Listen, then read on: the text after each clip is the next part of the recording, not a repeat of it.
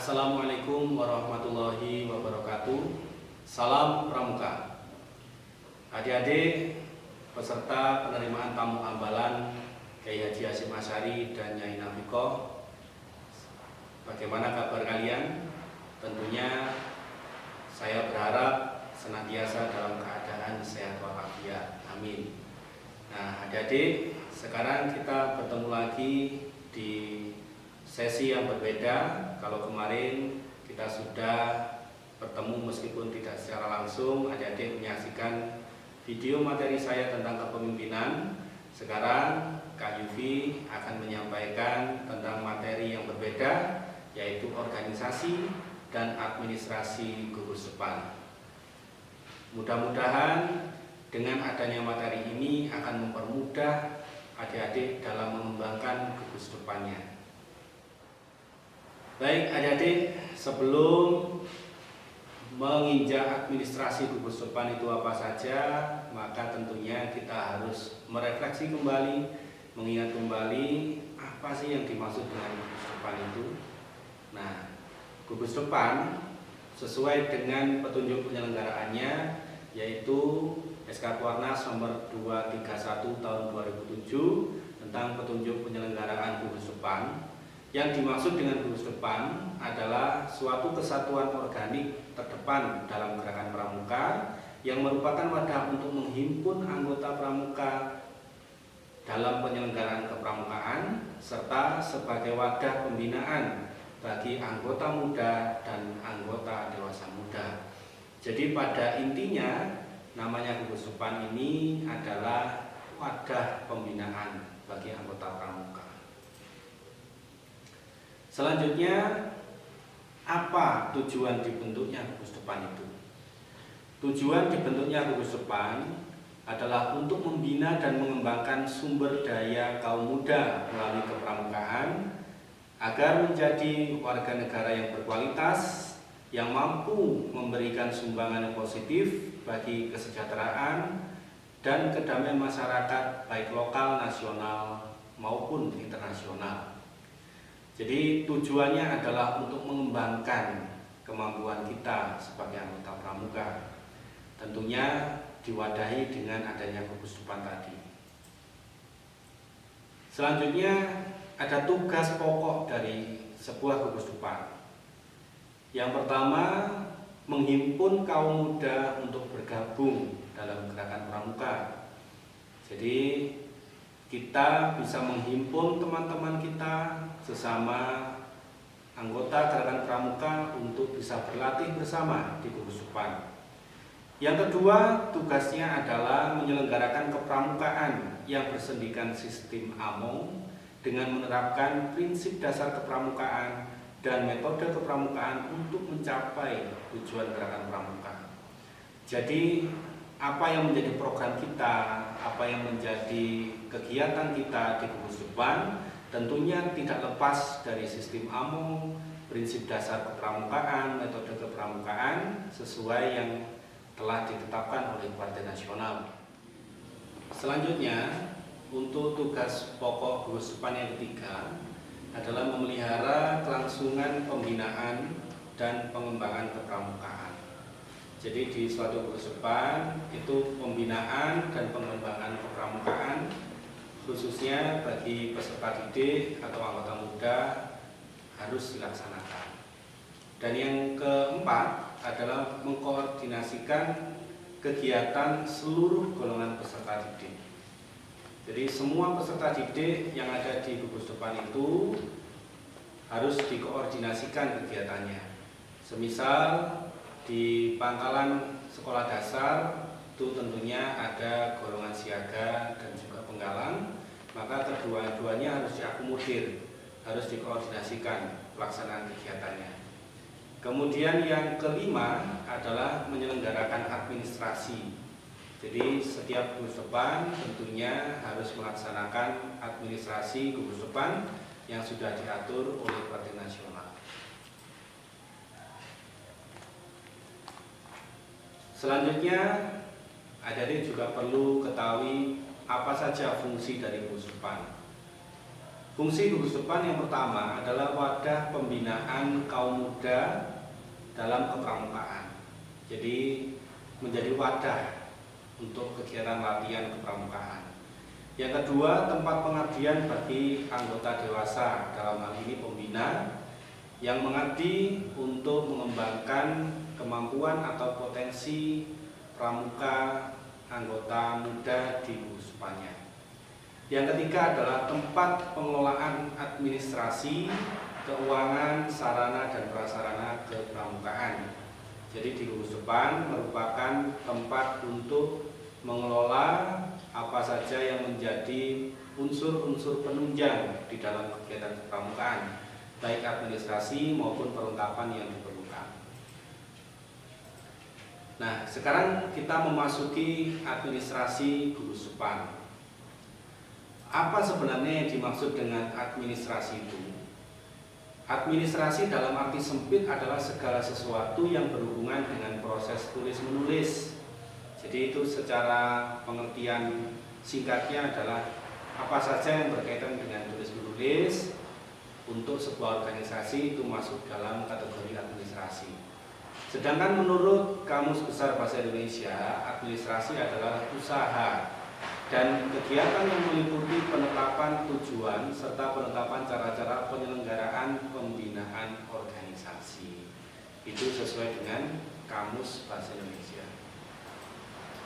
Apa saja kegunaan dari administrasi? Yang pertama, sebagai pedoman pelaksanaan program kerja selama satu periode sebuah organisasi tersebut. Jadi menjadi pedomannya. Kalau di gugus depan ada namanya musyawarah gugus depan. Di dalam musyawarah gugus depan itu tentunya ada bahan mugus, yang mana bahan mugus ini menjadi pedoman untuk pelaksanaan program kegiatan di sebuah gugus depan. Kemudian yang kedua, mengetahui perkembangan anggota seperti keaktifan, pencapaian SKU anggota, sudah yang mencapai bantara berapa peserta didik atau berapa anggota, kemudian yang mencapai laksana berapa, dan seterusnya. Ini sebagai upaya untuk mengukur sejauh mana perkembangan suatu gugus depan. Kemudian yang ketiga adalah sebagai data atau arsip sebagai bahan masukan pembuatan program kerja berikutnya. Berikutnya, aktivitas apa saja di dalam administrasi gugus depan. Yang pertama adalah surat menyurat. Tentunya di dalam sebuah organisasi manapun, termasuk di gugus depan Gerakan Pramuka, ada administrasi surat menyurat, baik surat yang dikeluarkan oleh gugus depan maupun surat masuk yang ditujukan kepada gugus depan tersebut. Kemudian yang kedua adalah kearsipan. Kearsipan di sini artinya segala administrasi yang menjadi arsip atau file bagi sebuah gugus depan, segala bentuk administrasinya. Yang ketiga adalah penyusunan laporan. Laporan apa saja? Mungkin laporan kegiatan, laporan keuangan, dan juga laporan-laporan yang sudah dilakukan di sebuah gugus depan. Selanjutnya adalah penyajian. Penyajian apa? Penyajian data dari satuan atau gugus depan. Tentunya kita ketika ada tamu yang datang ke gugus depan kita mungkin menanyakan beberapa hal, antara lain berapa anggotanya, pembinanya siapa, dan lain sebagainya. Ketika kita tertib administrasi, maka kita bisa menjawab dengan tepat apa yang dibutuhkan tentang data suatu gugus depan. Nah, surat menyurat tadi sudah kita singgung, ada surat masuk, surat keluar. Tapi lebih dari itu, surat menyurat ini adalah sebagai alat komunikasi dalam bentuk tertulis bagi gugus depan kita dengan lembaga lain atau bahkan gugus depan lain di luar gugus depan kita.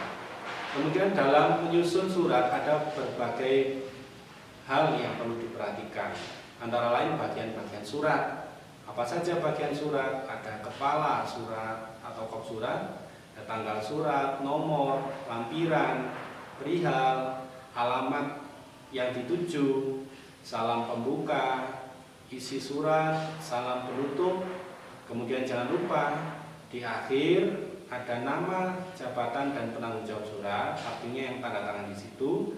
Bila perlu tembusan ditujukan kepada siapa. Nah, jadi di dalam surat itu ada bagian-bagian yang harus dipenuhi sehingga surat yang kita buat sesuai dengan ketentuan yang ada.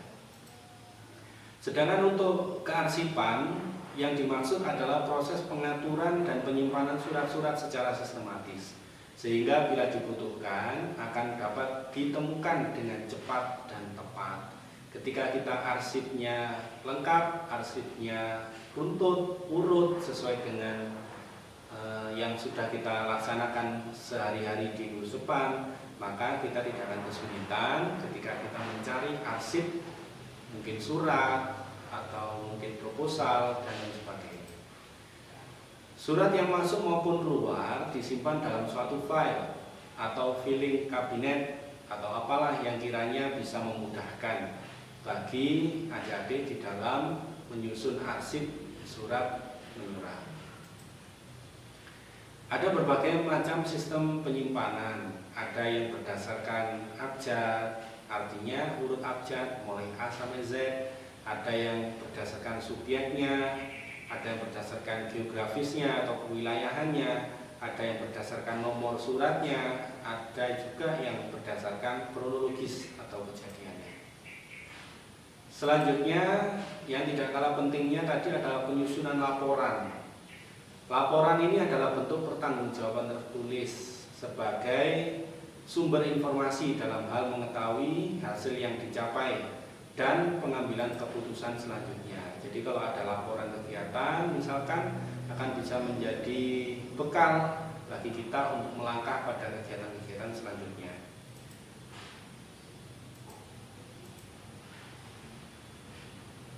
Selanjutnya, penyajian administrasi dan data satuan atau di Guru Supan. Tujuannya apa sih kita menyajikan data satuan kita atau Guru Supan kita? Antara lain yang pertama adalah mempermudah dalam tata kerja maupun mengambil keputusan. Sehingga ketika data kita ini lengkap, kita mengambil keputusan adalah tepat sasaran dan juga terukur. Kemudian yang kedua, sebagai gambaran atau visualisasi Guru Supan. Ketika kita punya data yang lengkap, misalnya berapa anggotanya, putra berapa, putri berapa, pelaksanaan kegiatan yang sudah dilakukan apa saja, pada tahun berapa, bahkan sampai dengan tanggal berapa, maka ini akan menjadi gambaran Guru Supan kita. Kita ini punya berapa anggota, kegiatan yang dilakukan apa saja, semuanya akan terbaca di situ. Kemudian yang selanjutnya, sebagai sumber pustaka dan sebagai bahan pembanding ketika kita ingin melakukan sebuah perubahan atau langkah-langkah baru ke depan terkait program kita, maka kita sudah mempunyai sumber informasi yang tepat berdasarkan arsip yang kita miliki. Yang keempat juga bisa untuk melaksanakan pendidikan dan kegiatan sesuai yang telah direncanakan. Sekali lagi berdasarkan informasi yang ada pada arsip atau data administrasi kita.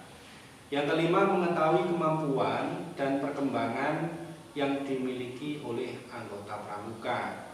Jadi dengan adanya data yang lengkap, kita tahu potensi yang kita miliki, kita tahu kemampuan dari masing-masing anggota dan lain sebagainya.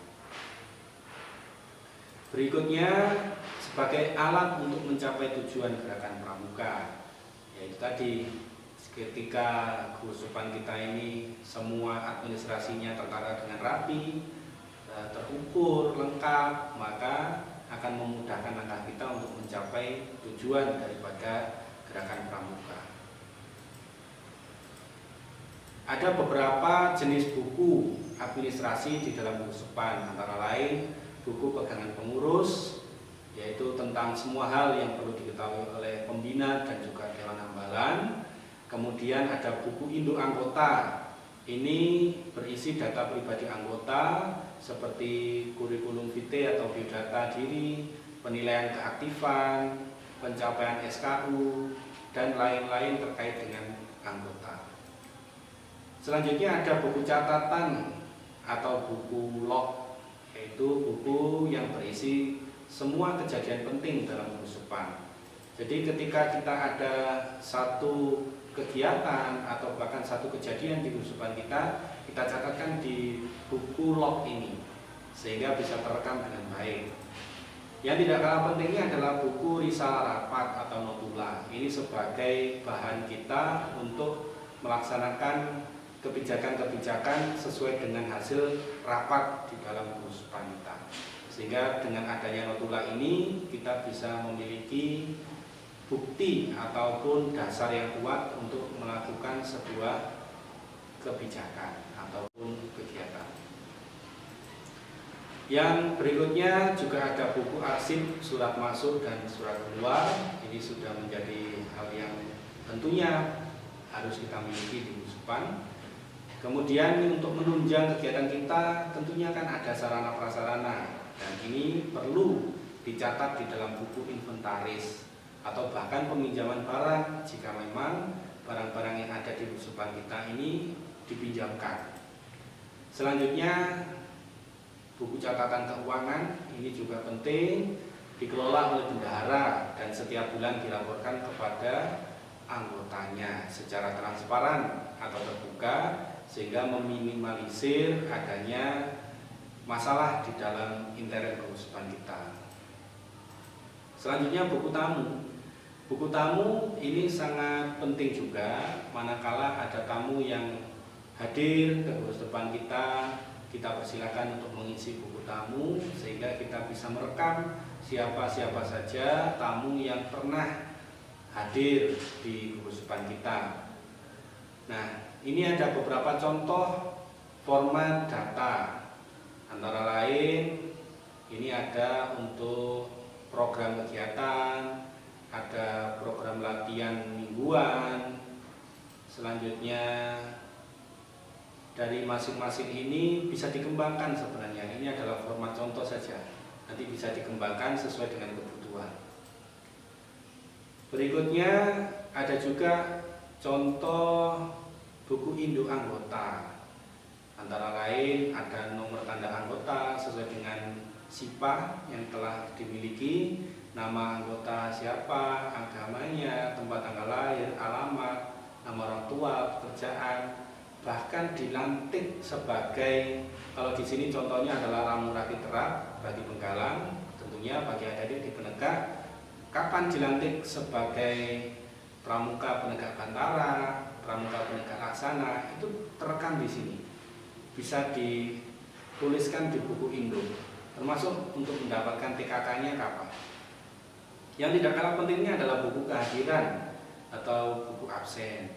Tentunya ketika kita melaksanakan latihan harus ada absensi atau presensi yang sebagai bukti bahwa kita melaksanakan kegiatan. Selanjutnya adalah contoh notulen atau buku catatan rapat, terdiri dari informasi kapan dilaksanakan kegiatannya, di mana, bahkan siapa saja yang hadir, terus permasalahan yang dibahas apa, pemecahan atau solusinya bagaimana, ini bisa dikembangkan.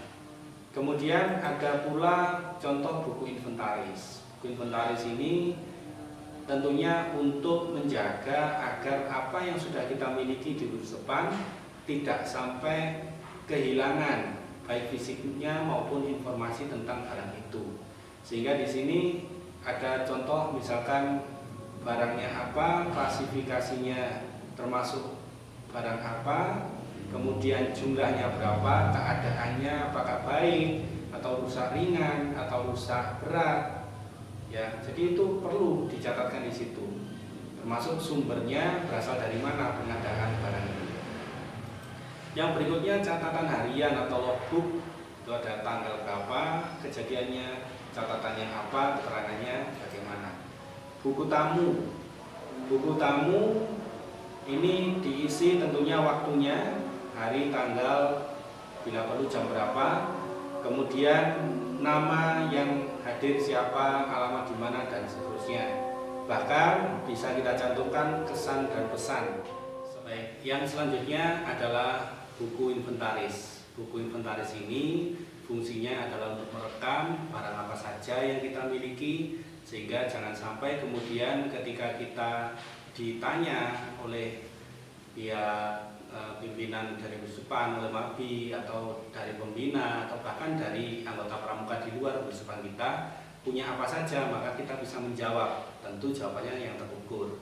Misalnya untuk buku inventaris ada kolom barang, klasifikasinya, jumlahnya berapa, keadaannya itu baik, rusak ringan ataukah rusak berat, termasuk sumbernya dari mana, apakah dari iuran anggota atau dari sumber yang lain.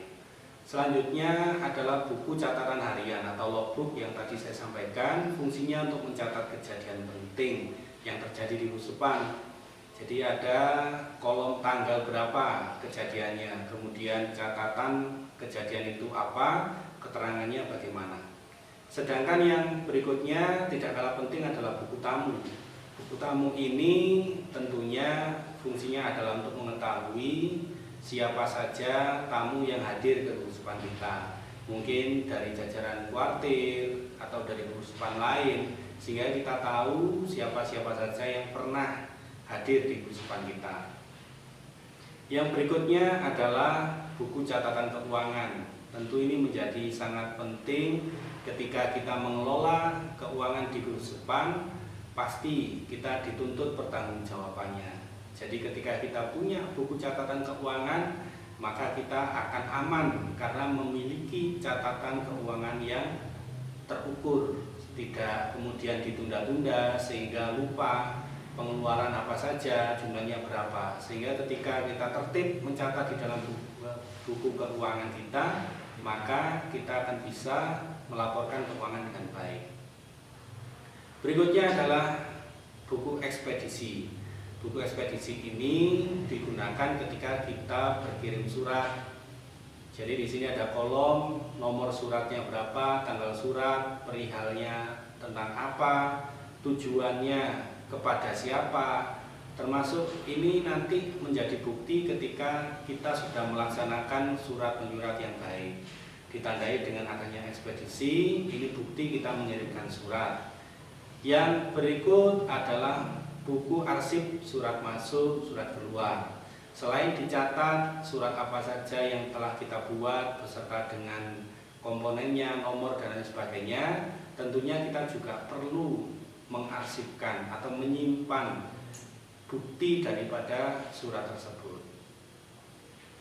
Dan yang berikutnya adalah contoh kop surat. Ini yang perlu diketahui bersama, bahwa sesuai dengan ketentuan yang dibuat oleh Kuartir Nasional, kop surat ini dibuat sebagaimana yang saya tampilkan, yaitu diawali dengan gerakan pramuka, gugus depan kota mana. Kalau kita berarti kota Batu, gugus depannya nomor berapa, titik-titik itu isinya adalah nomor gugus depan. Kemudian berpangkalan pada, diikuti dengan nama sekolah, termasuk dengan alamatnya. Logo yang dicantumkan adalah di sebelah kiri logo Tunas Kelapa sebagai lambang daripada gerakan pramuka, dan di sisi sebelah kanan adalah lambang WOSEM atau Organisasi Kepanduan Dunia. Jadi itu adik-adik terkait dengan organisasi serta administrasi Gusupan. Dan ada yang perlu diingat bahwa salah satu tolok ukur keberhasilan sebuah organisasi adalah pada administrasinya. Sebuah organisasi berjalan secara terorganisir dengan baik adalah organisasi yang menjalankan sistem administrasi yang baik. Kemudian yang kedua yang perlu diingat pula, seringkali hal yang berhubungan dengan administrasi itu dianggap sebagai formalitas, bahkan sering diremehkan. Nah, padahal sistem administrasi yang baik akan sangat membantu dan juga mutlak dibutuhkan jika sebuah organisasi ingin maju. Saya kira itu adik-adik yang bisa saya sampaikan terkait dengan organisasi dan administrasi Gusupan. Mudah-mudahan ada guna dan manfaatnya. Selamat berjumpa kembali pada kesempatan-kesempatan yang akan datang. Saya selaku salah satu pengisi materi di dalam kegiatan penerimaan tamu amalah ini, jika ada hal-hal yang kurang berkenan atau mungkin penyampaian yang kurang jelas, kakak minta maaf yang sebesar-besarnya. Terima kasih atas kesempatan yang diberikan. Saya akhiri. Wassalamualaikum warahmatullahi wabarakatuh. Salam Pramuka.